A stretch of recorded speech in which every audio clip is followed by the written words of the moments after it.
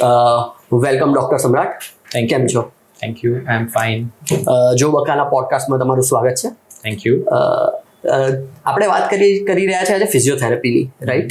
તો મારે સૌથી પહેલો ક્વેશ્ચન તમને એ છે કે પહેલાંના જમાનામાં લોકો ફિઝિયોથેરાપીને કેવી રીતે ગણતા હતા અને અત્યારના મોડર્ન ટાઈમમાં શું ચેન્જ આવ્યો છે ફિઝિયોથેરાપીમાં અને લોકોની સમજણમાં કે એ લોકો હવે ફિઝિયોથેરાપીને કેવી રીતે પરસીવ કરે છે એની માટે એ પ્લીઝ મને કહેશો જરા. એવરી ડે બાય ડે ઘણી બધી વસ્તુઓ, માણસ અપગ્રેડ થઈ રહ્યા છે, ફોન અપગ્રેડ થઈ રહ્યા છે, અલગ અલગ ફિલ્ડ્સ અપગ્રેડ થઈ રહી છે, સાયન્સની અંદર જે નવી નવી શોધો થઈ છે એ વધી રહ્યું છે.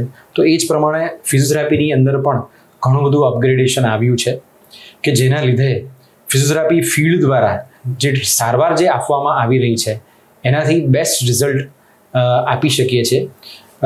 જેમ કે હું પહેલાંના ફિઝિયોથેરાપીની વાત કરું તો ત્યારે ફિઝિયોથેરાપીને ફક્ત કસરત વિભાગ બરોબર ને, કેમ કે તમે કોઈ પણ ગવર્મેન્ટ હોસ્પિટલ કે ક્યાંક જશો તો ત્યાં તમે એનું જે હેડિંગ અથવા તો એનું જે બહારનું જે લખાણ વાંચશો તો એની અંદર એવું લખેલું હશે કે કસરત વિભાગ. તો physiotherapy I am very much happy to say that કે ફિઝિયોથેરાપી એ કસરત પૂરતું સીમિત નથી રહ્યું. એની અંદર ઘણા બધા એવા એડવાન્સ મશીન્સ આવી ગયા છે કે જેના લીધે તમારા ઘણા બધા દુખાવો સારા થઈ રહ્યા છે, જેના લીધે તમારા બોડીમાં કંઈ ડેમેજ થયું હોય તો એ રિપેર થઈ રહ્યું છે. જ્યારે પહેલાંના સમયમાં એવું હતું કે તમારું કોઈ પણ દુખાવો ઓછો થઈ જાય અથવા તો તમારા બોડીનો કોઈ પણ પાર્ટ ડેમેજ થઈ ગયો હોય એ એક વખત રિપેર થઈ જાય એના પછી જ ફિઝિયોથેરાપી જે છે ઇન્ટ્રોડ્યુસ થતી હતી. જ્યારે અત્યારે ફિઝિયોથેરાપીમાં એ રીતનું અપગ્રેડેશન હવે આવી ગયું છે કે બોડીનું પેઇન પણ સારી રીતે ઓછું કરી શકે છે, તમારું ઇન્ટરનલ જે પણ કંઈ મસલ ડેમેજ થયું હોય, લિગામેન્ટ ડેમેજ થયું હોય કે બોડીનો કોઈ પણ પાર્ટ ડેમેજ થયો હોય તો એક વખત પ્રોપર વેમાં અસેસ કરી અને એ ફિઝિયોથેરાપીથી રિપેર થઈ શકે છે કે કેમ એ જોયા પછી આપણે એને સારી રીતે રિપેર પણ કરી શકીએ છીએ અને ભવિષ્યમાં ફરીથી તકલીફ ના થાય એના માટે આપણે એનું રિહેબિલિટેશન એટલે કે પ્રોપર એક્સરસાઇઝીસ પણ કરાવી શકીએ છીએ અને એ રીતનું ગાઈડન્સ પણ આપીએ છીએ કે જેનાથી ભવિષ્યમાં ફરીથી તકલીફ થાય નહીં. એટલે પ્લેન ભાષામાં જો આપણે કહીએ કે પહેલા એવું થતું હતું કે કદાચ તમને કંઈ વાગ્યું હોય એટલે એની સારવાર તમે લઈ લીધી, સર્જરી થઈ ગઈ અને એના પછી તમારો પગ, હાથ અથવા તો કોઈ મસલ બરાબર પહેલાની જેમ કામ ના કરતો હોય તો એને સુધારવા માટે ફિઝિયોથેરાપિસ્ટ પાસે પેશન્ટ આવતા. અત્યારે એવું થઈ ગયું છે કે નોર્મલ દુખાવો કે કંઈક બી હોય તો એક વખત ફિઝિયોથેરાપિસ્ટને બતાવી દે કે ભાઈ શું થયું હશે કે મસલના કારણે. એટલે હવે એવું નથી રહ્યું કે ફક્ત કંઈક મેજર એક્સિડન્ટ થયો હોય અને એના પછીની જે સારવાર માટે ફિઝિયોથેરાપિસ્ટ પાસે આવવાનું છે એવું નથી. યસ, આ તમારું આ જે પોઈન્ટ ઓફ વ્યૂ જે છે એને ઓર વધારે આપણે એને એલેબરેટ કરવા માટે આપણે એવું વિચારી શકીએ છીએ કે જે પ્રમાણે આજની લાઈફસ્ટાઈલમાં તકલીફો વધી રહી છે એ ફક્ત એક્સિડન્ટના લીધે કે પછી સડનલી પડી જવાના લીધે કે એના લીધે થવા કરતાં તમારી લાઈફસ્ટાઈલના લીધે તકલીફ જે છે એ ઘણી બધી વધારે વધી રહી છે. જેમ કે ઘણા બધા રિસર્ચિસ જે છે એ ક્લિનિકલ ફિલ્ડમાં થતા આવ્યા છે.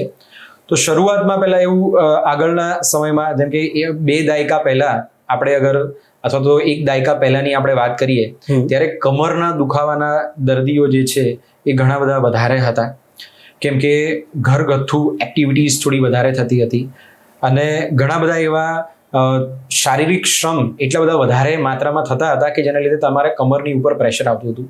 કોઈ ભારે વસ્તુ ઉચકી લે ને એના કારણે અને એ રિપીટેડલી રોજે રોજ કરવામાં આવતી હતી કે જેના લીધે અથવા તો લાંબા સમય સુધી બેસી રહેવામાં આવે, તમારું ટ્રાવેલિંગ વધારે થાય એના લીધે એ તકલીફ થતી હતી.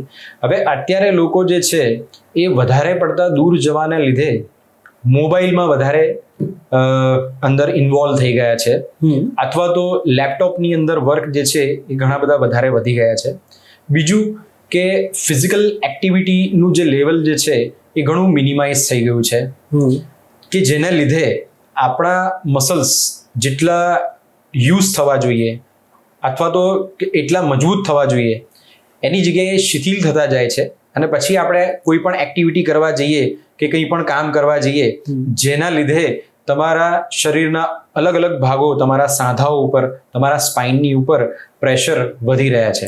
તો આ તમે જે લાઇફસ્ટાઇલની વાત કરી, રાઈટ, કે અત્યારે લેપટોપ ઉપર કામ કરતા હોઈએ છીએ, તો એવું તો મારું કામ પણ એવું જ હોય છે કે મોસ્ટલી હું લેપટોપ પર બેસીને અમે કામ કરતા હોઈએ. તો એવું તો કેવી શું કરી શકીએ દિવસમાં અમે લોકો કે જેના કારણે અમારી ફિઝિકલ હેલ્થ થોડી ઠીક રહે? કેમ કે કસરત ને એ બધું તો લોકો કહે છે કે હવે ફાસ્ટ પેસ લાઈફ થઈ ગઈ છે એટલે સમય નથી મળતો. એકચ્યુઅલી મારું માનવું એવું નથી, સમય બધા પાસે હોય છે, લોકો યુટિલાઇઝ અલગ અલગ રીતે કરતા હોય છે. તો મને જેમ કે સરખી રીતે યુટિલાઇઝ કરતા નથી આવડતો સમય મારો, એટલે હું ફિઝિકલી મારા ઉપર કામ નથી કરી શકતો. તો એવું તો કયું કરી શકે કે 5 મિનિટ હું ઊભો થઈને આમ સ્ટ્રેચિંગ કે એવું કરું તો શું એ સારું રહેશે મારા માટે? મારું તો એવું કેવું છે કે એવરી 20 to 30 મિનિટ્સ તમારે ઊભા થઈને એક આંટો તમે મારી શકો છો, અથવા તો તમારી જગ્યા ઉપર જ ઊભા રહી અને જેન્ટલ સ્ટ્રેચ તમે કરી શકો છો, કે જેના લીધે તમારા પર્ટિક્યુલર પોર્શન ઉપર, જેમ કે sitting is the main posture, તમે લાંબા સમય સુધી જે બેઠા રહો છો એના લીધે તમારા સ્પાઇનની ઉપર મેક્સિમમ પ્રેશર આવતું હોય છે. એઝ વેલ એઝ બેઠા બેઠા તમે જ્યારે આગળની તરફ ઝૂકો છો ત્યારે એની અંદર એના કરતાં પણ વધારે પ્રેશર આવતું હોય છે. જ્યારે તમે સ્ટેન્ડિંગ પોઝિશન ચેન્જ કરો છો, જ્યારે સ્ટેન્ડિંગ પોઝિશનમાં તમે જાઓ છો, ત્યારે સિટિંગ કરતાં રિસર્ચીસમાં એવું જાણવા મળ્યું છે કે સ્ટેન્ડિંગમાં તમારા બોડીનું જે ડિસ્ટ્રીબ્યુશન જે છે, વેઇટ ડિસ્ટ્રીબ્યુશન છે, એ તમારા લોઅર લિમ્બમાં વધારે જાય છે રાધર દેન સ્પાઇન. તો તમારા સ્પાઇન કરતા તમારા લોઅર લિમ્બ, તમારું બોડી, લોઅર લિમ્બ એટલે શું? તમારા પગ નીચેનો ભાગ, હા, નીચેનો ભાગ, કમરથી નીચેનો ભાગ, કે જેના ઉપર તમે ઊભા રહો છો. તો એ જે છે એ ગ્રેવિટેશનલ ફોર્સ જે છે આપણને નીચેની તરફ ખેંચતો હોય છે, એની સામે આપણે ડિરેક્ટ રહેતા હોઈએ છીએ, અથવા તો કોઈ વસ્તુનો સહારો લઈને રિલેક્સ્ડ રહેતા હોઈએ છીએ. તો આપણે ઊભા થઈ જઈશું તો આપણા પગ જે છે, તો આપણા પગના મસલ્સ જે છે એ થોડા એક્ટિવેટ થઈ જશે. તમારા સ્પાઇનની ઉપર જે બેઠા બેઠા જે પ્રેશર આવે છે એ રિલીઝ થઈ જશે, કે જેના લીધે કમરના સ્નાયુઓ પણ થોડા રિલેક્સ થશે, એના ઉપર પણનો લોડ જે છે એ ઓછો થશે. તો એ રીતે આપણે એની રિમેડી જે છે એ કરી શકીએ છીએ. As well as intermittent exercises કરીને, જેન્ટલ સ્ટ્રેચ કરીને, કે જે મસલ્સનો વધારે પડતો ઉપયોગ થયો છે એને જેન્ટલ સ્ટ્રેચ કરીને પણ આપણે એને રિલીઝ કરી શકીએ છીએ, અથવા તો ભવિષ્યમાં આવતી તકલીફોને જે છે આપણે સુધારી શકીએ છીએ. તમે જે વાત કરી ને એની અંદર તમે એક વર્ડ યુઝ કર્યો, પોસ્ચર, રાઈટ? એટલે તમારું ઊભું રહેવાની અથવા તો બેસી રહેવાની જે પદ્ધતિ હોય એ.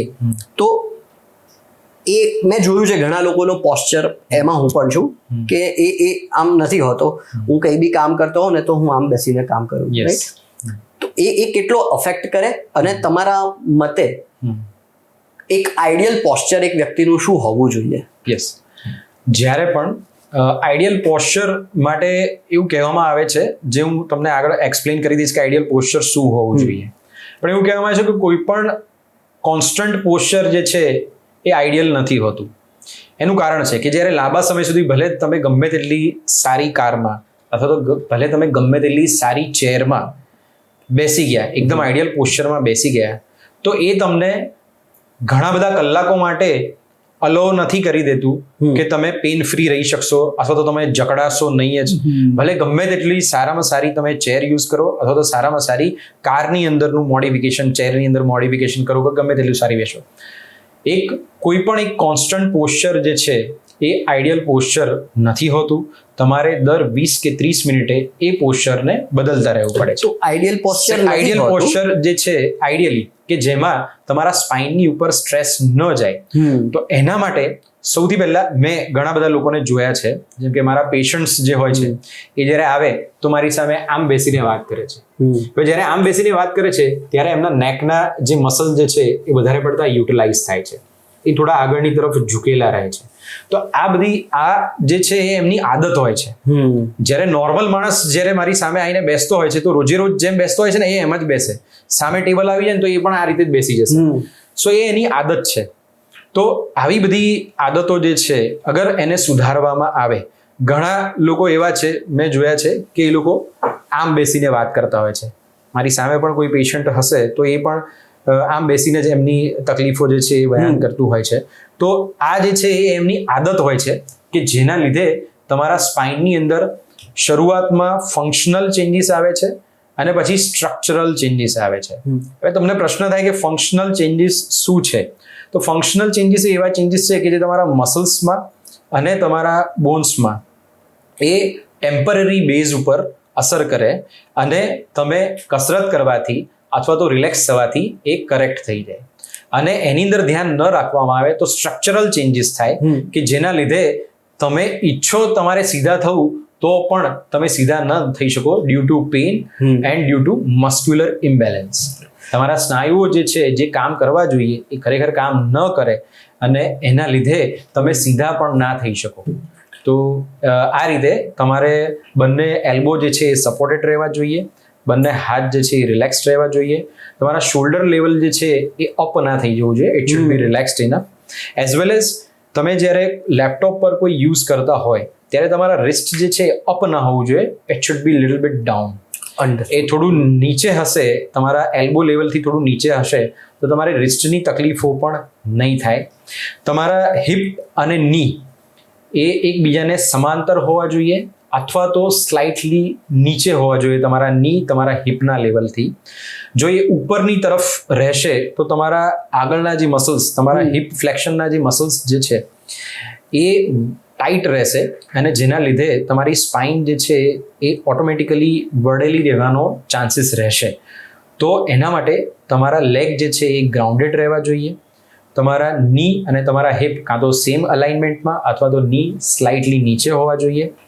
તમારા કમરથી તમે આગળની તરફ કે બહુ વધારે પડતા પાછળની તરફ ઝૂકેલા ના હોવા જોઈએ. આઈધર તમે 90 ડિગ્રી ઓર 100 ડિગ્રી જેટલા જ તમે પાછળની તરફ ઝૂકેલા હોવા જોઈએ, એનાથી વધારે આગળની તરફ ઝૂકેલા ન હોવા જોઈએ. ફક્ત બેસવા માટે આટલું બધું ધ્યાન રાખવાનું? આમ સીધા બેસી જઈએ એવું ના ચાલે? યસ, તમારી વાત સાચી છે કે યુઝ્યુઅલી બેસવા માટે બધા રિલેક્સ થવા માટે જ બેસતા હોઈએ છે, બટ આ એક આઈડિયલ પોસ્ચર છે કે જેમાં બેસી અને પછી તમે રિલેક્સ થઈ શકો છો. અને માય ગેસ કે તમે થોડાક ટાઈમ સુધી જો આ વસ્તુ ધ્યાન રાખશો તો એના પછી તમે બેસશો જ આવી રીતે, રાઈટ? કે તમારા સબકોન્શિયસ માઇન્ડમાં એ સેટ થઈ જશે. તમારું માઇન્ડ જે છે એ વસ્તુને પરસીવ કરશે અને પછી ઓટોમેટિકલી તમે આ વસ્તુ કરતા થઈ જશો. અને તમારે આની અંદર ઇરેક્ટ બેસવાનું પણ નથી, તમારા બોડીને બેક સપોર્ટની સાથે રિલેક્સ કરી દેવાનું છે. સ્પેશિયલી તમારું જે લોઅર બેક જે છે એને પ્રોપર વેમાં સપોર્ટ આપવાનું છે. જો તમારી પાસે એવી ચેર નથી તો તમે એવા પતલા પીલું યુઝ કરી શકો છો કે જે તમારા કમરના ડિપ્રેશન વાળા ભાગમાં, એટલે કમરથી પાછળના ભાગમાં સ્પેશિયલી એને સેટ કરી શકો છો. ઘણી વખત બેક સપોર્ટ જે છે એ તમારા થાપાના ભાગની પાછળ આવતું હોય છે, એ એડવાઇઝેબલ નથી. એ તમારા કમરના પાછળના ભાગમાં રાખવું જોઈએ. એટલે અત્યારે જે બધી ચેર્સ આવવા લાગી છે, પેલી ergonomic chairs, એ બધા માટે બહુ હેલ્પ કરે છે. એ બધી વસ્તુઓ ઘણી બધી હેલ્પ કરે છે કે જે તમારા સ્પાઇનના જે નેચરલ કર્વ્સ જે છે એને ધ્યાનમાં રાખીને બનાવવામાં આવી હોય છે, તો તમે એનો યુઝ કરી શકો. અને જો એ ચેર ના હોય તો પેલું એક લોકો યુઝ કરે છે, એક નાનો તકિયો લઈને પાછળ મૂકી દે છે. So even that is advisable જો તમારી નોર્મલ ચેર હોય તો. That is called as lumbar roll. એને લંબર રોલ કહેવાય છે અને સ્પેશિયલી કમરની પાછળ જ એને લગાવવો જોઈએ. એ પછી તમારા નીચેના ભાગમાં એટલે થાપાના ભાગને ટચ કરે એવા એ પોઝિશનમાં ન હોવો જોઈએ. ઓકે, મને ખ્યાલ છે સમ્રાટભાઈ કે તમારું રિસર્ચ એક નેક તમે રિસર્ચ કરેલું છે નેક ઉપર, રાઈટ? તો એને લઈને મારો એક ક્વેશ્ચન છે કે અત્યારના ટાઈમમાં છે ને અમે લોકો જ કહીશ, કેમ કે હું એમ નહીં કહું કે લોકો, હું બધામાં આવી જ જાઉં છું ઓટોમેટિકલી કે આમ રીલ્સ જોતા હોઈએ તો આમ કલાકો નીકળી જાય. મોબાઈલમાં પેલું નેટફ્લિક્સમાં કોઈ સારી સિઝન મળી ગઈ તો પછી બિંજ વોચ ચાલુ થઈ ગયું તો 5-6 એપિસોડ એટલે કે 4-5 કલાક ક્યાં નીકળી જાય ખબર ના પડે. તો એના કારણે આ જે આપણે જોતા હોઈએ ને એ આમ આવી જાય છે, રાઈટ? આમ થોડુંક આગળ આવી જાય છે અને પછી એના કારણે અહીંયા બહુ દુખાવો થાય અને આપણે આમ કરીએ, ટચાકડા ફોડવાનું ટ્રાય કરીએ ને એ બધું. તો એનો શું ઇમ્પોર્ટન્સ છે કે એ વસ્તુ મને એકચ્યુઅલી આ બધું હું કરતો હોઉં તો મને આ દુખાવો અહીંયા ના થવો જોઈએ, તો એ શું કરું તો ના થાય? My research was on forward head neck. તમારો જે ગરદન જે છે એ આગળની તરફ રહે તો એના ઉપરનું રિસર્ચ હતું. તો એની અંદર અમે અલગ અલગ જે છે એ 30 જે છે એ સબ્જેક્ટ્સને જે અમે લીધા હતા અને એ લોકોના જે ફોરવર્ડ હેડ પોસ્ચર જે છે એ લાંબા સમય સુધી એ લોકો આ રીતના મોબાઈલ વધારે પડતા યુઝ કરતા હતા અને લેપટોપ વધારે પડતા યુઝ કરતા હતા કે જેના લીધે એમનું ગરદન તો આગળ આવી જ ગઈ હતી નેકનો એંગલ તો ચેન્જ થઈ જ ગયો હતો, એઝ વેલ એઝ શોલ્ડરનો એંગલ પણ ચેન્જ થઈ ગયો હતો. જસ્ટ બીકોઝ એ લોકોએ મોબાઈલ જે છે એ હાથમાં લિફ્ટ કરવો જ પડે. So that is called as protracted shoulder. અને યુઝ્યુઅલી નોર્મલ ટર્મિનોલોજીમાં રાઉન્ડ શોલ્ડર્સ એ ટર્મિનોલોજી વધારે પડતું યુઝ થાય છે. સો એમાં કેવું છે કે તમારા જે નેકના જે મસલ્સ છે એ વધારે પડતા યુટિલાઇઝ થઈ જાય છે, કે જે તમારી સ્પાઇનની ઉપર અસર કરે છે, અને એના લીધે સર્વાઇકલ સ્પોન્ડાલાઇટિસના કેસીસ જે છે એ વધતા જઈ રહ્યા છે. જેમ કે હું તમને મારા જ એક પેશન્ટનું ઉદાહરણ આપવા માંગુ છું કે she was 55 years old lady, કે જેમને she was having neck hump.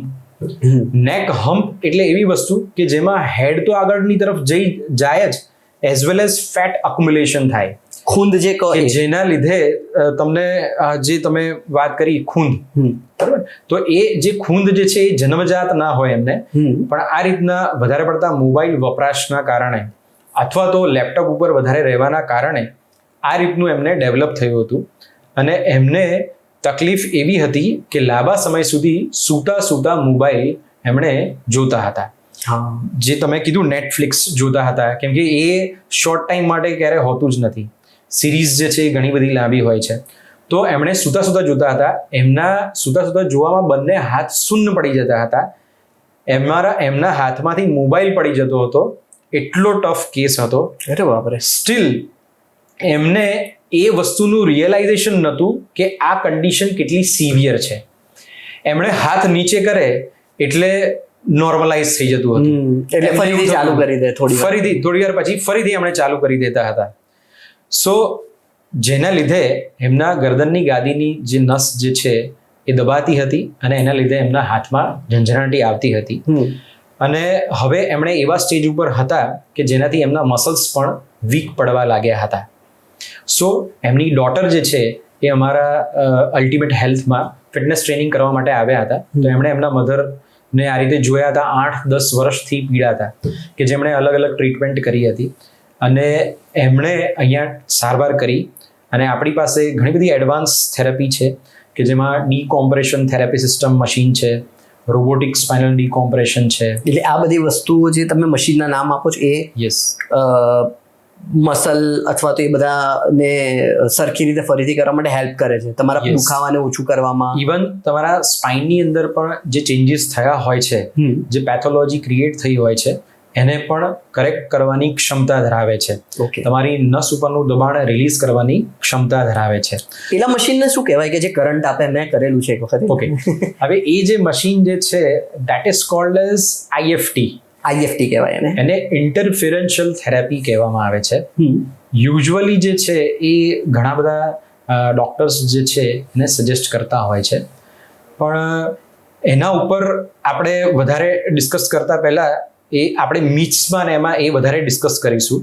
Okay, આની અંદર જે છે આપણે તમારા ગરદનનું જે કરેક્શન કરીએ છીએ એના ઉપર વધારે ફોકસ કરવું છે, કેમ કે પલ્સ્ટારથી, એક્સરસાઇઝીસથી અને તમારા સ્કેલેટલ મસલ્સ એટલે તમારા જે ડેલી યુઝમાં ડેલી વપરાતા જે મસલ્સ છે, વોલન્ટરી મસલ્સ છે કે જે તમારા કંટ્રોલમાં છે, એ મસલ્સનું કરેક્ટ યુઝ, કે કોઈ ટાઈટ થઈ ગયું હોય તો એને કઈ રીતે રિલીઝ કરવાનું, કઈ રીતે એને મજબૂત કરવાનું. તો એ રિહેબથી આપણે એ જે ફેટ અક્યુમ્યુલેશન થયું હતું એને પણ કરેક્ટ કર્યું, એઝ વેલ એઝ એમનામાં જે ફંક્શનલ થ્રુ સ્ટ્રક્ચરલ જે ચેન્જ આવી રહ્યો હતો એને પણ આપણે કરેક્ટ કર્યું. તો એમને 8 થી 10 વર્ષ પછી આ વસ્તુની ખબર પડી ફિઝિયોથેરાપીની, અને એમણે લીધા પછી શી રિયલાઇઝ કે હાઉ શી વોઝ સફરિંગ, કે આ જે તકલીફ થઈ રહી હતી એ ખરેખર બહુ વધારે હતી. એમના હાથમાંથી તપેલી પડી જતી હતી, કોઈ પણ વસ્તુ એમણે એટલું સારું ગ્રીપ નહોતા કરી શકતા. કંઈ હાથમાં આમ મૂકેલી હોય, મોબાઈલ હોય તો મોબાઈલમાં આમ રાખી શકતા હતા, પણ એને જેટલો પ્રોપરલી ગ્રીપ કરી શકવો જોઈએ ગ્રીપ નહોતા કરી શકતા. એ વસ્તુ હવે કરતા થયા છે. સો આઈ વુડ સ્ટ્રોંગલી સજેસ્ટ કે કોઈ પણ પ્રકારની સારવાર કરવામાં આવે, પણ એના પછીનું જે રિહેબિલિટેશન જે છે, તમારા મસલ્સ કઈ રીતે રિલેક્સ કરવા જોઈએ અને તમારા મસલ્સ કઈ રીતે ટ્રેન થવા જોઈએ, તો એ સૌથી અગત્યનું થઈ જશે. આપણે આના પહેલાં લાઈફસ્ટાઈલની પણ વાત કરી કે ભાઈ ઘરે બેઠાડું જીવન થઈ ગયું છે લોકોનું, લેપટોપ પર મોસ્ટલી લોકો કામ કરે છે. તો એના કારણે શું કોવિડ પછી આના કેસીસ અથવા તો શું અસર શું પડી છે લોકોની હેલ્થ ઉપર ફિઝિકલી કોવિડ પછી? યસ. અને તમારી પાસે આઈ ગેસ પેશન્ટ કઈ ટાઈપના આવે છે કોવિડ પછી? કંઈક અમુક ટાઈપના પેશન્ટ ચેન્જ થયા છે કે ભાઈ હવે મને આ રીતનો દુખાવો થયો છે જે પહેલાં નહોતા આવતા પણ કોરોના પછી વધી ગયા છે? યસ. કોવિડ આવ્યો એના પછી યુઝ્યુઅલી બધા જે છે કોવિડ સમયમાં ઘરમાં જ બેસી ગયા હતા, જેના લીધે એમની જે ફિઝિકલ એક્ટિવિટી જે છે એ ઓછી થઈ ગઈ હતી.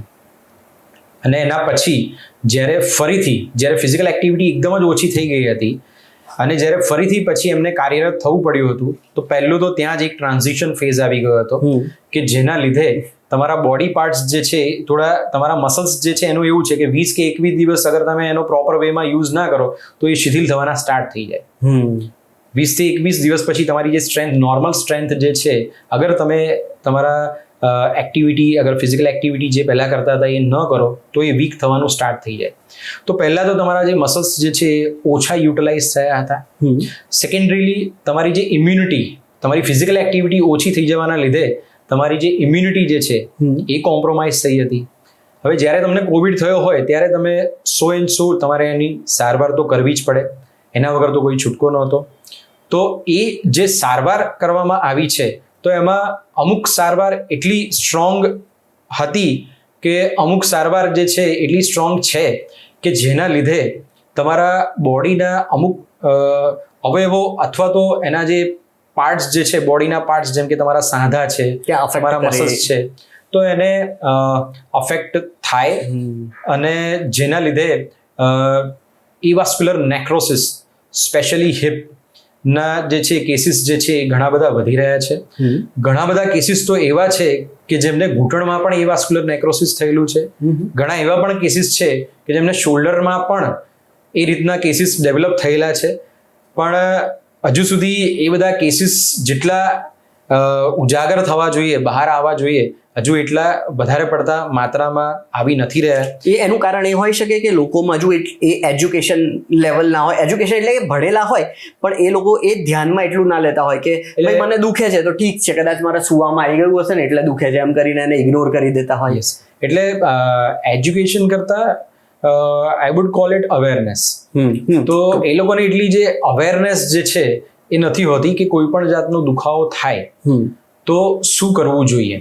ફોર એન એક્ઝામ્પલ, હું જ્યારે કોઈ પણ પેશન્ટને ચેક કરતો હોઉં છું ત્યારે અમારા ઘણા બધા સ્પેશિયલ ટેસ્ટ છે કે જેના લીધે તમારા બોડીમાં શું તકલીફ થઈ છે એ જાણી લેવામાં આવે.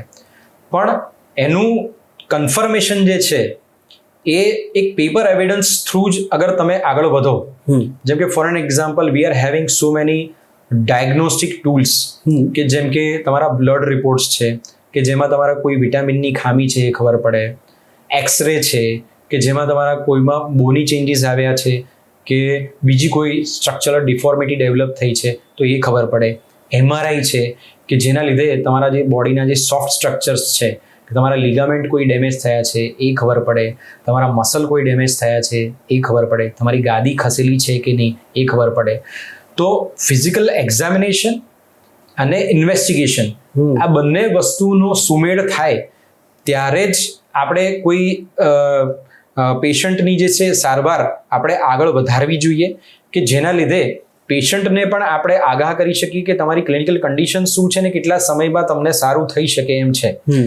શોલ્ડરનું પેઇન થતું હોય તો એ ફ્રોઝન શોલ્ડરના લીધે પેઇન થતું હોય એની રિકવરીનો સમયગાળો અલગ હોય છે અને ફ્રોઝન શોલ્ડરમાં તમારા શોલ્ડર, સ્પેશિયલી તમારા શોલ્ડર જે જોઈન્ટ હોય એની આસપાસ કાર્ય કરતું સુપ્રાસ્પાઇનસ મસલ છે કે જે મેજરલી અફેક્ટ થતું હોય છે, તો એ ડેમેજ થયું હોય તો એની રિકવરીનો સમય પણ અલગ હોય છે.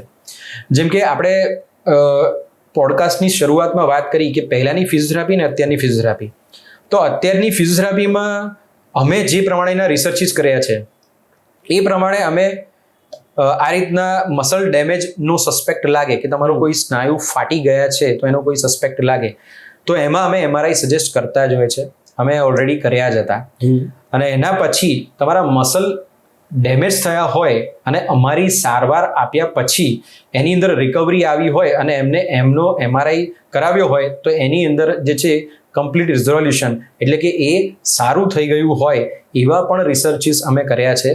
એઝ વેલ એઝ તમારા જે લિગામેન્ટ જે છે એની અંદર ડેમેજ થઈ ગયું હોય અને એની અંદર પણ આપણે રિકવરી લાવી હોય, એનું ડેમેજ પણ રિપેર કર્યું હોય એવા પણ આપણે કેસીસ જોયેલા છે. ક્લિનિકલી જોવા જઈએ તો એક મસલ ડેમેજ થયું હોય તો એને રિકવરી માટે ઘણા બધા મહિનાઓ લાગી જતા હોય છે.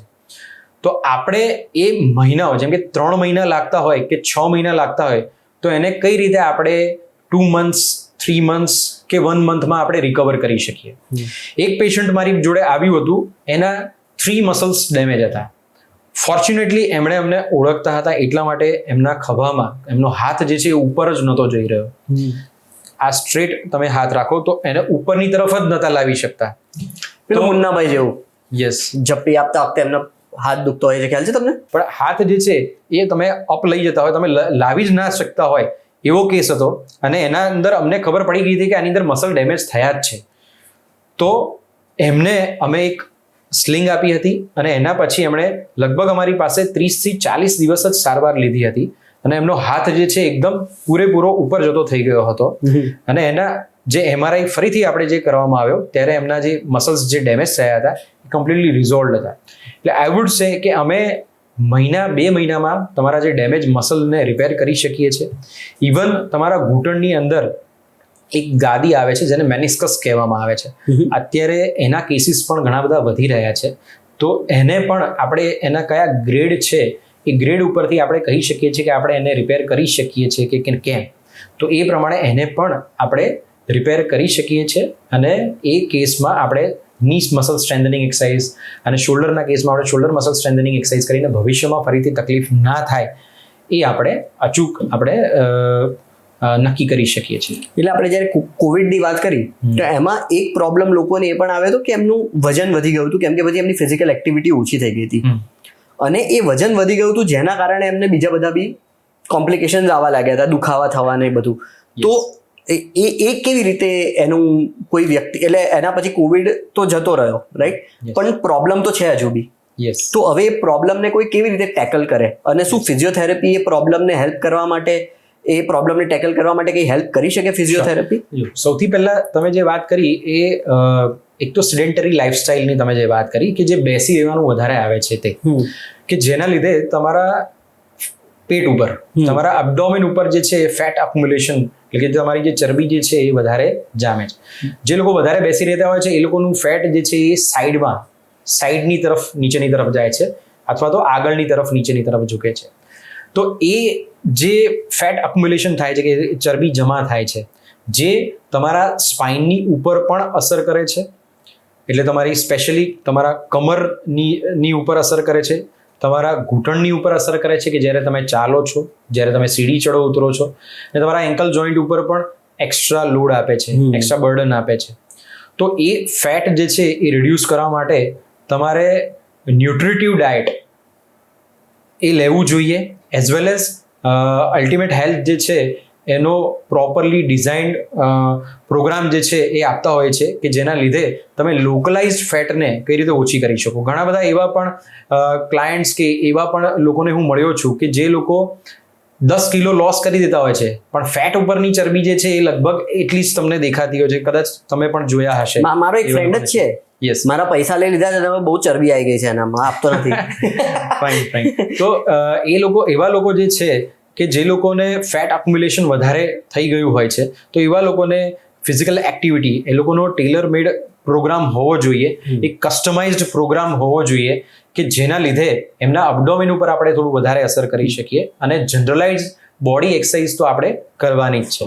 એટલે જ્યાં આગળ એને મેઇનલી ફેટ એક્યુમ્યુલેટ થયું છે આપણે એ હિસાબનું ત્યાં આગળ ટાર્ગેટ કરીને કસ્ટમાઇઝડ એક્સરસાઇઝ અથવા તો પ્રોગ્રામ આપણે એને સારું કરી શકીએ ને. આ અમુક કેસીસ હતા ને હતું. મારે મેઇન વસ્તુ એ જાણવું છે કે એવા કયા મેઇન કાં તો ટોપ એવા કયા મિથ્સ છે કે જે લોકોને નથી ખબર અને એ ફિઝિયોથેરાપીને લાગતા વળગતા હોય કે ભાઈ મને આ પ્રોબ્લેમ થયો છે.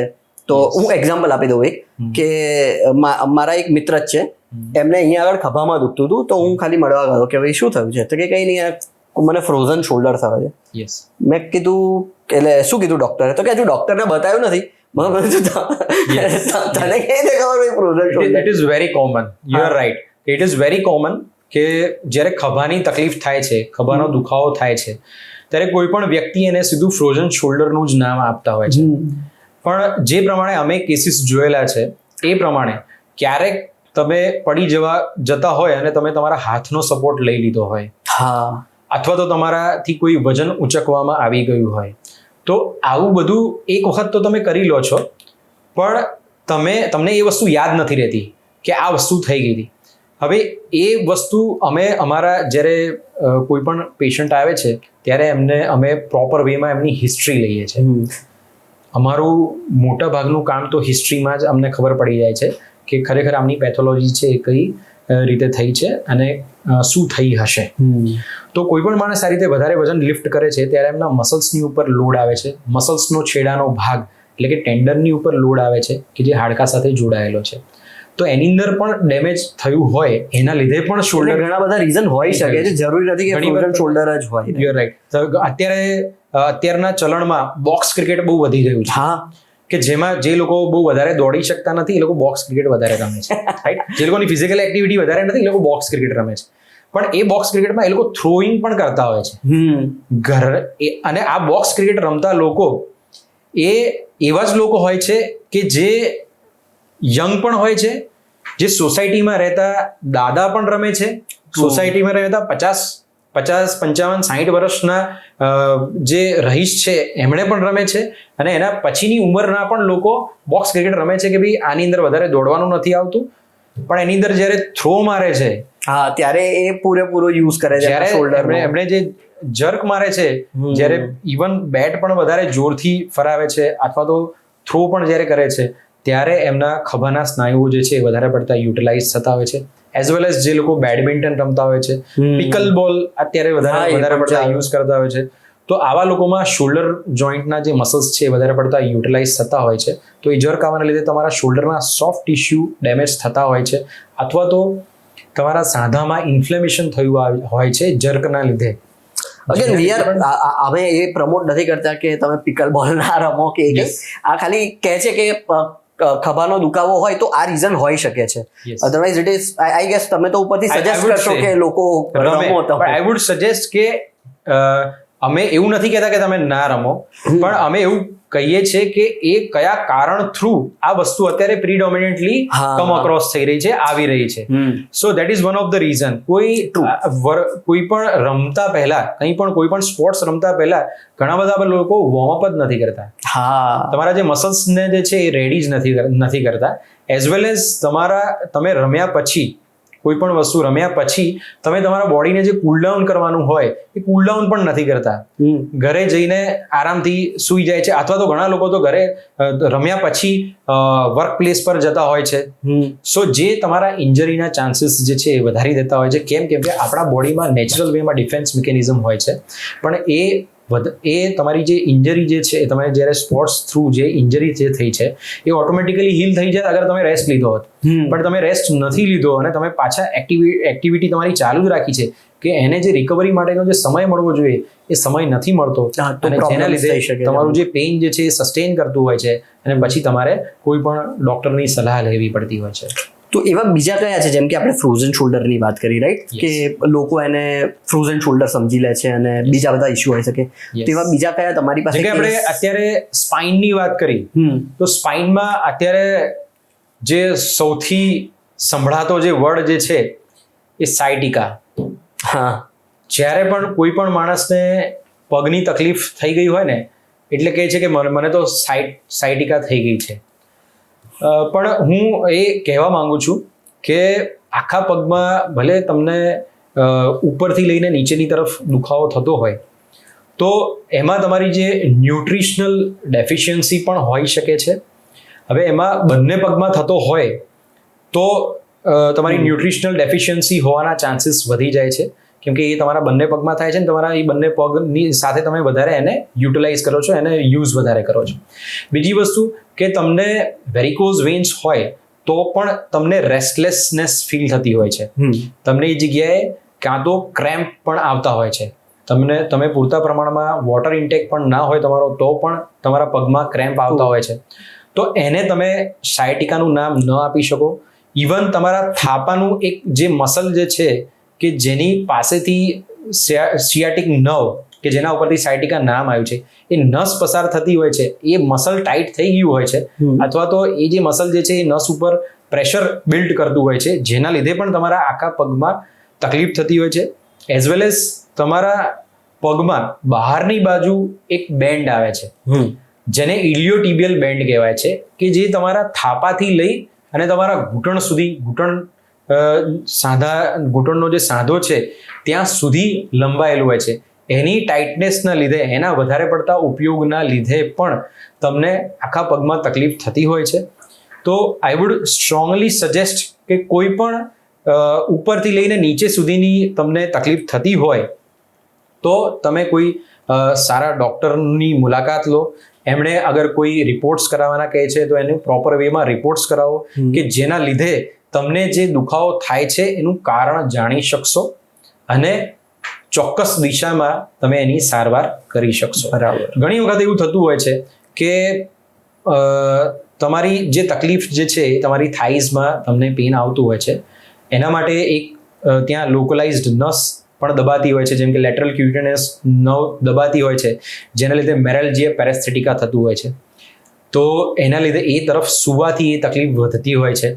અને ઘણી વખત એવું પણ થતું હોય છે કે તમારું આ ખાલી આઈટી બેન્ડ જ ટાઈટ હોય. એ તમે પેલું શું કીધું હમણાં, કઈ બીમારી થતી હોય છે? મેરેલ્જિયા પેરેસ્થેટિકા. એ શું હોય બીમારી? જે ટાઈટ ક્લોથિંગના લીધે વધારે પડતા તમે ટાઈટ ફિટિંગ ક્લોથ જે છે એ પહેરો છો, અથવા તો સાઈડમાં વધારે પડતા સૂઈ જાઓ છો, અથવા તો એ જ પગ ઉપર પ્રેશર આપીને તમે બેસતા હો છો, જેના લીધે લેટરલ ક્યુટેનિયસ નર્વ નામની જે નસ જે છે એ દબાતી હોય છે અને એના લીધે તમને ઝંઝનાટી, બળતરા એ રીતની ફિલિંગ થતી હોય છે.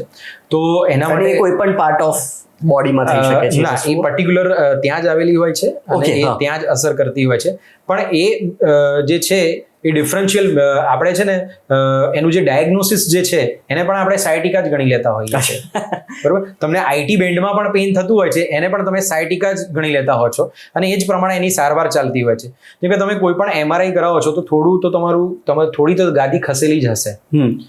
તો એનો મતલબ એમ નથી ખાલી એકલી ગાદી ખસવાના લીધે જ તમને તકલીફ થાય છે. તમારું બોડી અલાઇનમેન્ટ કઈ રીતનું છે, તમારી પાછળથી તમારી સ્પાઇન જે છે એ સીધી છે કે નહીં, તમારા મસલ્સ જે છે એ ઇવનલી યુઝ થઈ રહ્યા છે કે નહીં, તમારા પગના પંજા વળેલા છે કે નહીં. અગર તમારા પગના પંજા વળેલા હોય તો પણ તમારા પ્રોક્સિમલ મસલ્સ એટલે તમારા થાઈઝના મસલ્સ, તમારા હિપના મસલ્સ જે છે એ વધારે પડતા યુઝ થતા હોય છે, જેના લીધે પણ તમને પગમાં દુખાવો થઈ શકતો હોય છે. તો તમારે કોઈ પણ તમને આવી કોઈ તકલીફ થાય છે તો કોઈ એક્સપર્ટની સલાહ લેવી જોઈએ, અથવા તો એમને કન્સલ્ટ કરવું જોઈએ, કે જેના લીધે કઈ તકલીફ છે એ જાણ્યા પછી તમે આગળ વધી શકો. સ્પેશિયલી ફોર સ્પાઇન, કેમકે સ્પાઇન એ એવી વસ્તુ છે કે જે ખરા સમયે એને સારવાર ન મળે તો એ તમને બેડ રિડન કરી દે છે. તમને ધ્યાન રાખજો, દુખાવા થાય એટલે મેડિકલમાં પહોંચીને મને આ આપો ને પેલું આપો એવું નહીં. પ્રોપર કન્સલ્ટેશન કરવાનું, પછી જે કે એ હિસાબે કરવાનું. આપણે ડોક્ટર નથી, ડોક્ટરને એમનું કામ કરવા દેવાનું. ઘણા લોકોને એવું કરતા હોય છે આઈ ગેસ કે ઓવર ધ કાઉન્ટર મેડિકલમાં જાય અને એમના હિસાબે એક્સપ્લોર કરે ઓપ્શન્સ, વિચ ઇઝ મારા હિસાબે એ બહુ ડેન્જરસ છે અમુક વખત. Yes, I would strongly suggest કે એવું ન કરવામાં આવે અને એવો ઉપાય કરવામાં આવે કે જેનાથી એક્ઝિસ્ટિંગ અત્યારે તમને જે તકલીફ થઈ રહી છે એ તો સારી થાય જ, પણ ભવિષ્યમાં પણ અગર તમને જે તકલીફ થવાની હોય એ પણ ન થાય. તો એ કેસમાં આઈ વુડ સ્ટ્રોંગલી સજેસ્ટ કે ફિઝિયોથેરાપી સારવાર જે છે એ કરવામાં આવે, કેમ કે એ એવી સારવાર છે કે જે તમને કોઈ પણ પ્રકારની આડઅસર પણ નહીં કરે અને તમને જે જગ્યા ઉપર સારવાર લેવાની છે એ જગ્યા ઉપર જ સારવાર કરવામાં આવશે અને ભવિષ્યમાં પણ થતી તકલીફોથી બચાવી શકશે. જેમ કે ફોર એન એક્ઝામ્પલ, તમારી ગાદી જે છે એને ડેમેજ થવાના અથવા તો એને ખસવાના 4 અલગ અલગ સ્ટેજીસ હોય છે. તમે પહેલા કે બીજા સ્ટેજમાં જ અગર એની અંદર સુધારો લાવી દેતા હો તો એ ત્રીજા કે ચોથા સ્ટેજમાં એ જતું નથી. પહેલા અને બીજા સ્ટેજમાં જ તમે કોઈ સારા એક્સપર્ટ ફિઝિયોથેરાપિસ્ટની સલાહ લીધી હોય, એમને જે કીધું હોય એ પ્રમાણે સારવાર કરાવી હોય અને એના પછી ઘરે એક્સરસાઇઝ કન્ટિન્યુ રાખી હોય તો એ તમારો જે પહેલો અને બીજો સ્ટેજ છે એ ત્રીજા અને ચોથા સ્ટેજમાં પરિણમશે નહીં. બીજું એક મિથ એવું છે કે ઘૂંટણનો માં દુખાવો થાય છે તમને એટલે એ વા છે અને એને ઇંગ્લિશમાં ઓસ્ટિયોઆર્થ્રાઇટિસ કહેવામાં આવે છે અને લે ટર્મિનોલોજીમાં એને ઘૂંટણનો ઘસારો કહેવામાં આવે છે. ઘણી બધી એ રીતની ઘૂંટણની કન્ડિશન છે કે જે ઓલ્ડ એજમાં પણ થાય છે, યંગ એજમાં પણ થાય છે અને મિડલ એજમાં પણ થાય છે. યંગ એજ એટલે આપણે એને એ રીતે કન્સિડર કરી શકીએ કે 20 years to 40 years. મિડલ એજ એટલે આપણે એમને 40 years to 60 years અને ઓલ્ડ એજ એટલે આપણે અબોવ 60 yearsને કન્સિડર કરીએ છીએ કે જેમાં તમને કોઈ સોફ્ટ ટિશ્યુ ઇન્જરી થઈ હોય. સોફ્ટ ટિશ્યુ ઇન્જરી એટલે આપણા ઘૂંટણની આસપાસ ઘણા બધા સ્નાયુઓ પણ કામ કરે છે, લિગામેન્ટ્સ પણ કામ કરે છે કે જેના ઉપર સ્ટ્રેસ આવવાના લીધે પણ આપણે દુખાવો થતો હોય છે. આ કદાચ એને ઘૂંટણની ગાદી એ કદાચ ઓછું સાંભળવામાં આવ્યું હશે પણ એને મેડિકલ ટર્મિનોલોજીમાં એને મેનિસ્કસ કહેવામાં આવે છે કે જે શોક એબ્ઝોર્બન્ટનું કામ કરે છે. એટલે આપણે કૂદીએ કે દોડતા હોઈએ એ ટાઈમ ઉપર ત્યારે ઘૂંટણની અંદર જે જર્ક આવવાના હોય એ શોષી લેવાનું કામ કરે છે. એને મેનિસ્કસ કહેવામાં આવે છે. તો મેનિસ્કસની ઇન્જરી જે છે એ રિસન્ટ બેઝ ઉપર ઘણી બધી વધી રહી છે કેમ કે ઘણા બધા લોકો જે છે એ એમની ફિઝિકલ એક્ટિવિટી ઓછી થઈ હોય અને પછી અચાનક જ ફિઝિકલ એક્ટિવિટી કરવા જાય અથવા તો સીડી ચડતા ઉતરતા પગ ટ્વિસ્ટ થઈ જાય, સ્પોર્ટ્સ પ્લેઇંગ વખતે તો ટ્વિસ્ટ થાય એ સ્વાભાવિક છે. તો આ રીતની જે એક સ્પોર્ટ્સ ઇન્જરી મટીને હવે હોમમેડ ઇન્જરી થઈ ગઈ છે કે જેની અંદર એક્સિડેન્ટલી એ ડેમેજ થતું હોય છે. અને ઘણી વખત અમે અમારા કન્સલ્ટેશનમાં પેશન્ટને પૂછીએ ને કે તમે પડી ગયા છો કે કંઈ જર્ક આવ્યો છે તો એમને યાદ પણ ના હોય કે ભાઈ જૂનું બી હોઈ શકે અથવા તો એમનો ડે ટુ ડે લાઈફની એક્ટિવિટીઝના લીધે એના ઉપર ઓવરલોડ આવી જાય છે કે જેના લીધે એ ઇન્જર્ડ થાય છે.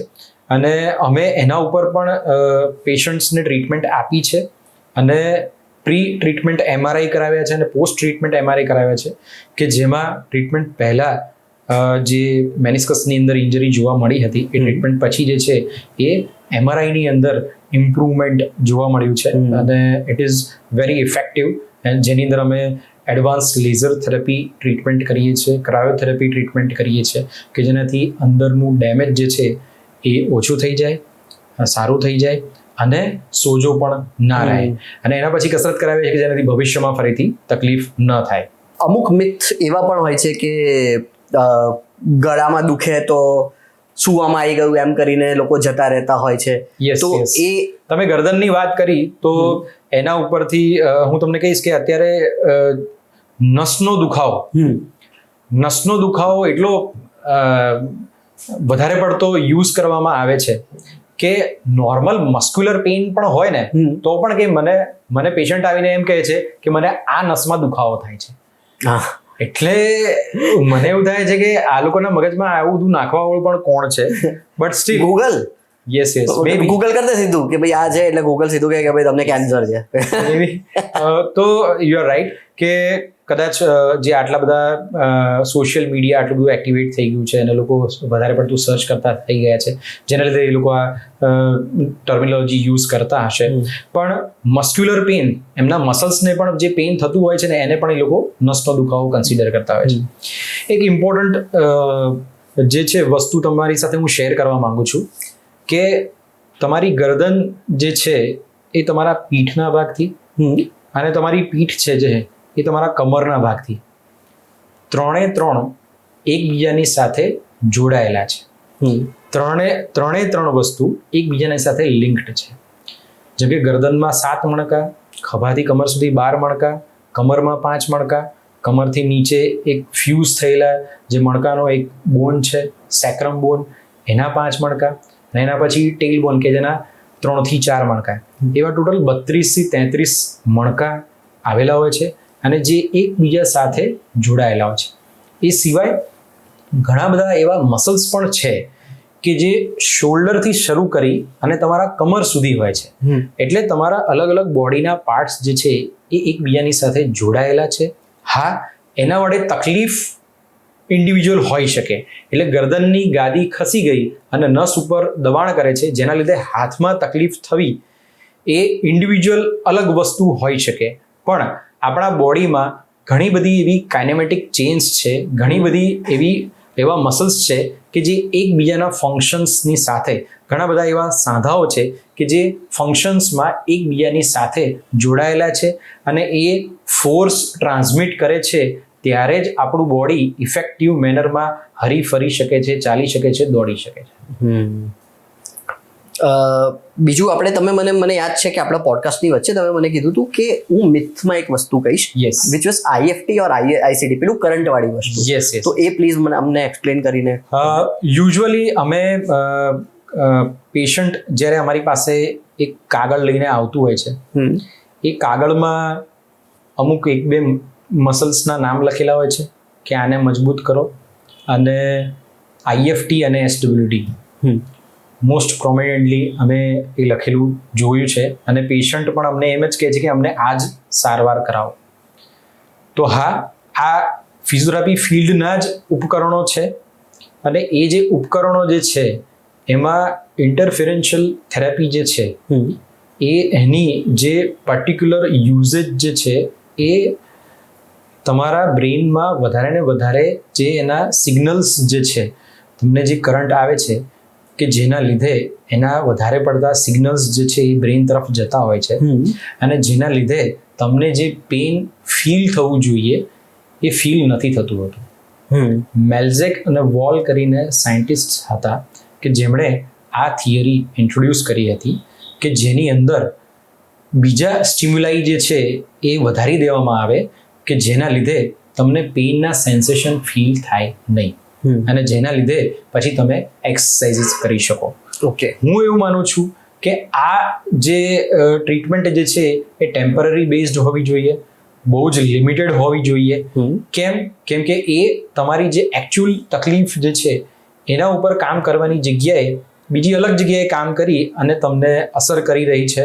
સો આઈ વુડ સ્ટ્રોંગલી સજેસ્ટ કે એ જે પર્ટિક્યુલર જે લખાણ જે આપવામાં આવે છે એ લખાણ ઉપર વધારે પડતું રિલાય ન કરવાને બદલે જે ફિઝિયોથેરાપિસ્ટની પાસે તમે ગયા છો એમના ઓપિનિયન જાણી અને એમનો જે અપ્રોચ જે છે એ જાણી અને ભવિષ્યમાં પણ થતી તકલીફોને બચાવી અને એક્ઝિસ્ટિંગલી જે તકલીફ છે એની અંદર પણ કોઝ સ્પેસિફિક ટ્રીટમેન્ટ લઈ અને સારા થવું એ વધારે સારો વિકલ્પ હું માનું છું.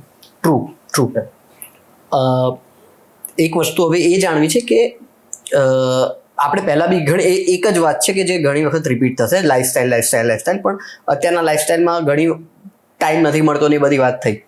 તો એક મિથ એ પણ છે કે ભાઈ દિવસમાં મિથ એટલે અથવા તો એવો ક્વેશ્ચન મેં જોયો છે કે જેનો આન્સર એક્ઝેક્ટલી કોઈની પાસે છે નહીં, અથવા તો બધાના ચેન્જ થતા જાય કે દિવસમાં તમારે કેટલી એક્સરસાઇઝ તો કેટલી વાર એક્સરસાઇઝ કરવી જોઈએ. યસ, આ બહુ જ ઇમ્પોર્ટન્ટ પ્રશ્ન છે કે કેમ કે જે લોકો 50 વર્ષથી ઉપરની ઉંમરના લોકો છે એ લોકોની, અથવા તો 60 વર્ષ પછીના લોકો છે કે જે લોકોને કમ્પેરેટિવલી ઓલરેડી એમની લાઈફમાં ઘણું બધું કામ કરી લીધું છે, અને હવે એ લોકો પોતાની લાઈફના એવા પડાવમાં છે કે જ્યારે એમણે એમના શરીર માટે થોડા સજાગ થયા છે અને એમણે એને સમય આપવાના છે. તો આ એવો સમય છે કે જેની અંદર એ લોકોને 2 વખત કસરત કરવાની હશે કે 3 વખત કસરત કરવાની હશે તો એ લોકો 3 વખત પણ કસરત કરી લેશે. But I would strongly recommend કે આ રીતે 2 વખત કે 3 વખતની જે કસરત જે છે એ તમે અગર સ્ટ્રેન્થનિંગ એક્સરસાઇઝ કરતા હોય, તમારા સ્નાયુને મજબૂત કરવાવાળી કસરત કરતા હોય તો એ ફક્ત ને ફક્ત એક જ વખત કરવી જોઈએ. એનું કારણ છે જ્યારે તમે એક્સરસાઇઝ કરી રહ્યા છો ત્યારે તમારા પર્ટિક્યુલર ગ્રુપ ઓફ મસલ, અમુક જ મસલ જે છે એ કામ કરે છે, એની ઓક્સિજનની સપ્લાય, બ્લડ સપ્લાય વધે છે. એ જગ્યા ઉપર ક્યાંક ને ક્યાંક એક્ઝર્શન આવી રહ્યું છે અથવા તો લોડ આવી રહ્યો છે. તમે જ્યારે એક્સરસાઇઝ કરો ત્યારે it is one type of external force or load, અને ત્યારે એને રિપેર કરવા માટે બ્લડ સર્ક્યુલેશન વધે છે, ઓક્સિજન સપ્લાય વધે છે. તો એને રિકવરી આપવી એટલી જ જરૂરી છે કે જેટલી તમે કસરત કરો છો. જે પેલું તમે કુલિંગ ટાઈમની વાત કરી હતી એ. જેમ કે જીમમાં વન ગ્રુપ ઓફ મસલ જ્યારે એક વખત કરવામાં આવે ત્યારે બીજા દિવસે એ ગ્રુપ ઓફ મસલ એક્સરસાઇઝ કરવામાં આવતી નથી. ઓકે. તમારા બોડીને રિકવર થવા દેવા માટે સમય આપવામાં આવે છે અને રેસ્ટ અને ન્યુટ્રિશનથી તમારું બોડી જે છે સારી રીતે રિકવર થતું હોય છે. હા, સ્ટ્રેચિંગ એક્સરસાઇઝ જે છે કે તમારા મસલ્સને એલોંગેટ કરવા વાળી જે એક્સરસાઇઝ જે છે એ તમે દિવસમાં 3 થી 4 વખત કરી શકો છો. અને ન્યુરોલોજિકલ કન્ડિશન્સ કે જેમાં તમારા બ્રેઇનને સ્ટિમ્યુલાઈ આપવાના હોય છે, તો એની અંદર અગર તમે પેસિવ મુવમેન્ટ્સ કરાવતા હોય, પેસિવ મુવમેન્ટ્સ એટલે એવી મુવમેન્ટ્સ કે જેમાં તમારે પેશન્ટ્સ જે છે એ એક્ટિવલી મુવમેન્ટ ન કરે, એની અંદર કોઈ મશીનના સહારાથી એની મુવમેન્ટ કરે અથવા તો ફિઝિયોથેરાપિસ્ટ જે છે એમને એક્સરસાઇઝ કરાવે. મશીનના સહારા એટલે આઈ વુડ ઇલાબરેટ ધીસ કે ફિઝિયોથેરાપીમાં એવું અપગ્રેડેશન આવ્યું છે, ન્યુરો રોબોટિક્સ. પેલું મેં જોયું છે કે અમુક વખત પેલા ગ્લવ્સ કે એવું પણ આવ્યું છે કે આંગળીઓ આમ મૂકી દેવાનું, that is called as hand robot. હા, એ આમ કરે રાખે, જેના લીધે એ મુવમેન્ટ કરે રાખે. એ ટાઈપના મશીન્સ આવ્યા છે. that is one kind of biofeedback કે તમારા બ્રેઇનને એ સિગ્નલ પહોંચાડે છે કે આની મુવમેન્ટ જે છે આ રીતે થવી જોઈએ. તો હા, હું ચોક્કસપણે કહી શકું કે આ રીતે ફિઝિયોથેરાપિસ્ટની અગર તમે હેલ્પ લેતા હોય અથવા તો તમારે સ્ટ્રેચિંગ એક્સરસાઇઝ કરવાની હોય અથવા તો કોઈ ઉપકરણોનો યુઝ કરીને તમે કસરત કરતા હોય તો તમે કાં તો વધારે સમય સુધી અથવા તો બીજી વખત તમે એ જે કસરત જે છે એ ન્યુરોલોજિકલ કેસમાં તમે કરી શકો છો. એ પણ જે કેસમાં જરૂર હોય એ કેસમાં. અને એક મારા તરફથી એક ક્વેશ્ચન છે અને આઈ ગેસ ઘણા લોકોનો હશે જે બી ક્વેશ્ચન, સૂતી વખતે ઓશિકું અથવા તો તકિયો યુઝ કરવો જોઈએ કે નહીં? યસ, આ કન્ફ્યુઝન પણ ઘણા બધા લોકોને છે અને એમાં પણ સ્પેશિયલી જે લોકોને દુખાવો નથી એ લોકો વધારે ગણકારતા નથી, પણ જે લોકોને દુખાવો છે એ લોકો એટલા બધા કન્ફ્યુઝ થાય છે કે ઓશિકું હું લઉં કે ના લઉં, ઊંધા સૂઈ જવું. તો હું તમને એના માટે એટલું જ સજેસ્ટ કરીશ કે ઓશિકાની થિકનેસ જે છે એ એટલી હોવી જોઈએ કે જે તમારી ગરદનને સીધી રાખી શકે. તમે સીધા સૂતા છો તો એ ગરદન આગળની તરફ ના ઝૂકી જવી જોઈએ કે પાછળની તરફ ના ઝૂકી જવી જોઈએ. It should B neutral. અને તમે પડખું ફરીને પણ સૂતા હોય તો પણ તમારી ગરદન સાઈડમાં ના ઝૂકી જવી જોઈએ કે આ સાઈડ ના ઝૂકી જવી, સીધી રહેવી જોઈએ. એ રીતના ઓશિકાનો મીડિયમ સાઇઝના જે આવે છે એ ટાઈપના લેવાના કે જેનાથી બહુ ફૂલેલા બી ના હોવા જોઈએ અથવા તો એટલા ફ્લફી બી ના હોવા જોઈએ કે એટલે તકિયાની જે સાઈઝ હોય એ પેલો મીડિયમ વાળો આઈડિયલી લઈએ તો ચાલો, બહુ પેલો ફ્લફી કાં તો બહુ પાતળો કાં તો બહુ આમ જાડો હોય ગોળ તકિયો એવું લઈને નહીં સૂવું, એ નહીં સારું. આઈ વુડ સ્ટ્રોંગલી સજેસ્ટ કે જેમાં તમારી નેક જે છે એ સ્ટ્રેટ રહેતી હોય અને અહીંયાના જે કર્વેચરને સપોર્ટ મળતો હોય અને તમારું જે નેકનું અલાઇનમેન્ટ પ્રોપર રહેતું હોય એવો જ તમારે તકિયો લેવાનો. પ્રોપર એટલે સીધું. અને સુવાની પણ કોઈ રીત હોય સમ્રાટભાઈ કે મારે ઊંધું નહીં સુવાનું કાં તો આડું નહીં સુવાનું કે એવું કંઈક, કે પછી તમને એક વખત ઊંઘ આવી એના પછી તમે જેવા ઊંઘ્યા એ ઠીક? યસ, ઊંઘ એવી વસ્તુ છે કે એ તમારા સબકોન્શિયસ લેવલ પર થતી હોય છે, એટલે આપણા કંટ્રોલમાં નથી, એ તમારા કંટ્રોલમાં નથી. બટ હા, અગર તમે એને કંટ્રોલ કરવી હોય તો તમે એ રીતે ટેવ પાડી શકો છો કે બને ત્યાં સુધી સીધા સુવો. એ તમારા માટે સૌથી વધારે એડવાઇઝેબલ છે. અને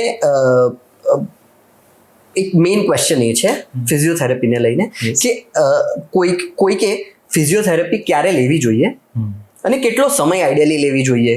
યસ, મને ખ્યાલ છે કે દરેક વસ્તુ માટે અલગ અલગ સમય હોય છે, પણ ક્યારે કોઈ મારે તમારી પાસે કેમ આવવું? અત્યારે તો ઘણા બધા ઇન્સ્ટિટ્યુશન્સ અને ઘણા બધા ફિઝિયોથેરાપી સક્સેસ સ્ટોરીઝના લીધે ફિઝિયોથેરાપીની અવેરનેસ વધી છે. જે પહેલા જે એવું કહેવાતું હતું કે ખાલી કસરત માટે જ તમારે ફિઝિયોથેરાપીમાં જવું, એ અત્યારે કન્વર્ટ થઈ ગયું છે કે કોઈ પણ જાતના શરીરના દુખાવા થાય તો તમે ફિઝિયોથેરાપિસ્ટનો સંપર્ક કરી શકો છો. કેમ કે ફિઝિયોથેરાપિસ્ટની પાસે એવી ટેકનોલોજીસ છે કે જે એન્ટી ઇન્ફ્લેમેટરી ઇફેક્ટ્સ આપે છે કે જેના લીધે માર્કેટમાં બીજી કોઈ એન્ટી ઇન્ફ્લેમેટરી ઓપ્શન્સ જે હોય છે એના ઓરમાં જે ફિઝિયોથેરાપીને લગતા તમને એન્ટી ઇન્ફ્લેમેટરી ઓપ્શન્સ જે હોય છે કે જે ખરેખર દુખાવાનું મુખ્ય કારણ છે, દેટ ઇઝ ઇન્ફ્લેમેશન. તમને દુખાવો થાય, રેડનેસ થાય, સ્વેલિંગ થાય, ટેમ્પરેચર એ જગ્યાનું વધી જાય, મૂવમેન્ટ તમારી ઓછી થઈ જાય. આ જે 5 લક્ષણો જે છે ઇન્ફ્લેમેશન હોય છે. શરૂઆતનું ઇન્ફ્લામેશન જે છે એ સારું હોય છે. That is called as acute inflammation. એટલે શરીર જે પોતાની જાતને સાજું કરવાની કરે પ્રોસેસ જે થતી હોય છે એને આપણી નોર્મલ ઇમ્યુન પ્રોસેસ હોય છે કે જે પણ જગ્યાએ ડેમેજ થયું હોય એ જગ્યા ઉપર આપણા શરીરના સારા કણો, સારા પ્રવાહી જે છે એ જગ્યા પર પહોંચી અને હીલિંગ પ્રોસેસ કરે છે. જેમ કે એનું એક નાનકડું એક્ઝામ્પલ હું આપી શકું છું કે તમને ક્યાંય કટ વાગ્યો હોય, સુપરફિશિયલ કટ હશે તો તમે એને કંઈ જ નહીં કરો અને ઓટોમેટિકલી એને એવું ને એવું જ રાખી મૂકશો તો એ ઓટોમેટિકલી હીલ થતું હોય છે. અને એ જ રીતે આપણી ડિફેન્સ મિકેનિઝમ અંદર પણ કામ કરતી હોય છે. તો એ ફેઝ પાસ થઈ ગયા પછી અગર તમને તમારું પેઇન જે છે સસ્ટેઇન કરતું હોય છે તો તમે ચોક્કસ અવશ્યપણે ફિઝિયોથેરાપીની જે એડવાન્સમેન્ટ જે છે, એડવાન્સ ટેકનોલોજી જેમ કે ક્લાસ 4 લેઝર છે, ક્રાયોથેરાપી છે, ટેકાર થેરેપી છે, તો આવી ટ્રીટમેન્ટ જે છે, આવી ટેકનોલોજીનો યુઝ કરી કોઈ પણ જાતની આડઅસર વગર, શરીરના કોઈ પણ અવયવોને અસર થયા વગર સારું થઈ શકે છે અને ભવિષ્યમાં પણ તકલીફ ના થાય એના માટેનું ગાઈડન્સ અને કસરત તમને કહેવામાં આવતી હોય છે, શીખવાડવામાં આવતી હોય છે કે જેનાથી તમને સારું થઈ શકતું હોય છે. અને ક્યાં સુધી લેવી જોઈએ? Yes, this is also one of the predominant question. કેમ કે ઘણી વખત પેશન્ટ્સ જ્યારે ફિઝિયોથેરાપિસ્ટ પાસે જતા હોય છે ત્યારે એ લોકો, જેમ કે આપણા આગળના પોડકાસ્ટમાં વાત થઈ કે પેશન્ટ જ જાતે ડોક્ટર બની જતા હોય છે. એ લોકો પેઇનને વધારે કન્સિડર કરતા હોય છે. જેમ કે પેઇન મને થાય છે તો મને તકલીફ છે, અચ્છા, અને પેઇન નથી તો મને તકલીફ નથી. જ્યારે ફિઝિયોથેરાપિસ્ટ જે છે એ તમારા બોડીમાં પેઇન શેના કારણે થાય છે, તમારા બોડીમાં કોઈ મસ્ક્યુલર ઇમ્બેલેન્સ છે એટલે તમારા અમુક મસલ્સ વધારે પડતા યુઝ થઈ રહ્યા છે અથવા તો અમુક મસલ્સ તમારા ટાઈટ છે, તો એ પ્રોપર વેમાં અસેસ કરશે. તમારું પોસ્ચર પ્રોપર છે કે નહીં, એ પ્રોપર અલાઇનમેન્ટમાં છે કે નહીં, અને જ્યાં સુધી એ અલાઇનમેન્ટમાં ન આવે ત્યાં સુધી થેરેપિસ્ટ જે છે એ તમને ગાઈડ કરતો રહેશે કે તમારે સેશન્સ કરાવવા જોઈએ. તો આઈ વુડ સ્ટ્રોંગલી પ્રિફર કે કોઈ પણ પેશન્ટ્સ પેન બંધ થઈ ગયું તો ફિઝિયોથેરાપી સ્ટોપ કરવાની જગ્યાએ પ્રોપર ફિઝિયોથેરાપિસ્ટનું સાંભળે અને એ પ્રમાણે અગર સારવાર કરાવશે તો ભવિષ્યમાં થતી તકલીફ જે છે એ અટકી શકશે. એટલીસ્ટ જેટલા દિવસ માટે એમનો જે તમે કસ્ટમાઇઝ પ્રોગ્રામ બનાવ્યો એટલું તો કમ્પ્લીટ કરવું જ જોઈએ, રાઈટ? કેમ કે ઇન બિટવીન ચાન્સીસ છે કે એમનો દુખાવો બંધ થઈ જાય, પણ એનો મતલબ એમ નહીં કે મટી ગયું છે. યસ, એમનો કોઝ જ્યાં સુધી તમે રિમૂવ ના કર્યો હોય અથવા તો કોઝ કરેક્ટ ના કર્યો હોય ત્યાં સુધી અગર તમે સારવાર લો છો તો તમારું ભવિષ્યમાં આવતી તકલીફોને તમે સુધારી શકો છો. જેમ કે ઘણા બધા લોકોના જેમ કે એવા ઓપિનિયન્સ પણ હોય છે કે ભાઈ જ્યાં સુધી સારવાર લો ત્યાં સુધી સારું લાગે છે, અને એવું કોઈ એક પર્ટિક્યુલર ફિલ્ડ માટે નથી હોતું, ઘણી બધી ફિલ્ડ માટે હોય છે. આજે હું ખાલી ફિઝિયોથેરાપી ટ્રીટમેન્ટની જ વાત કરીશ, ફિઝિયોથેરાપી સારવારની જ વાત કરીશ. એની અંદર હું તમને એટલું જ કહીશ કે તમારું પોસ્ચર, તમારું અલાઇનમેન્ટ વ્યવસ્થિત રહેશે અને વ્યવસ્થિત તમે ફિઝિયોથેરાપિસ્ટના કહ્યા મુજબ એને કરેક્ટ કર્યા સુધી સારવાર કરાવશો તો ભવિષ્યમાં થતી તકલીફ જે છે એનાથી તમે ઘણે ખરે અંશે બચી શકશો. અને જે ગાઈડન્સ આપે છે, જે અર્ગોનોમિકલ ગાઈડન્સ હોય કે જે એક્સરસાઇઝ રિલેટેડ ગાઈડન્સ હોય એ સારી રીતે ફોલો કરશો તો ભવિષ્યમાં થતી તકલીફથી તમે બચી શકશો. ટ્રુ. હવે પોડકાસ્ટમાં મારો એક મેઇન તો છે ને એક ક્વેશ્ચન છે લાસ્ટ, કે કોઈએ ફિઝિયોથેરાપી માટે ક્યારે ઘરે લેવી જોઈએ અને ક્યારે સેન્ટર ઉપર આવવું જોઈએ? યસ, કે પછી એવું કંઈ હોય છે કે સેન્ટર પર તો આવવું જ જોઈએ અને ઘરે ક્યારે ના લેવાય? એ તમારું એમાં શું કહેવું છે? ઘણી બધી એવી કન્ડિશન્સ છે કે જે આપણા શરીરમાં ઓટોમેટિકલી હીલ થઈ જતી હોય છે. એ પેથોલોજીસ જે હોય છે એ મે બી તમારા બોડીમાં ન્યુટ્રિશન ડેફિશિયન્સીને લીધે પણ હોય છે.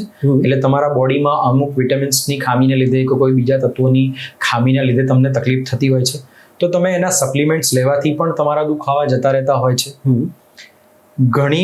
ઘણા દુખાવા એવા હોય છે કે જે માઇનર હોય છે કે જેમાં નોર્મલ સ્ટ્રેચિંગ એક્સરસાઇઝીસ શીખવાડવાથી અથવા તો સ્ટ્રેન્થનિંગ એક્સરસાઇઝ શીખવાડવાથી સારા થઈ જતા હોય છે.